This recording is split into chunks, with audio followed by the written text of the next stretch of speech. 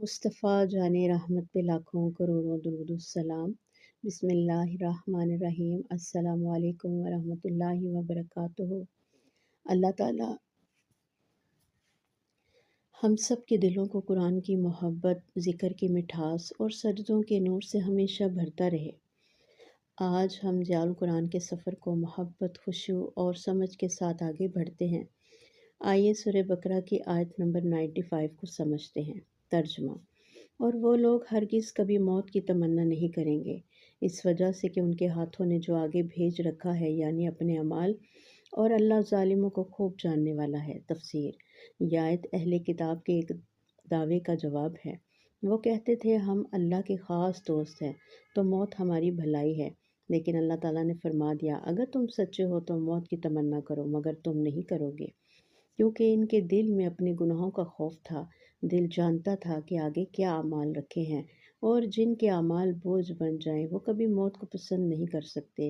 यह आयत आज हम सब को आईना दिखाती है। जिस दिल में गुनाह ज़्यादा हो, मौत का नाम भी डर के साथ आता है, और जिस दिल में तौबा, ज़िक्र, कुरान और नेकी हो, वो मौत को मुलाकात इलाही समझता है। अल्लाह पाक फरमाता है, मैं ज़ालिमों को खूब जानता हूँ, यानी कोई गुनाह, कोई नफ़रमानी अल्लाह से छुपी हुई नहीं।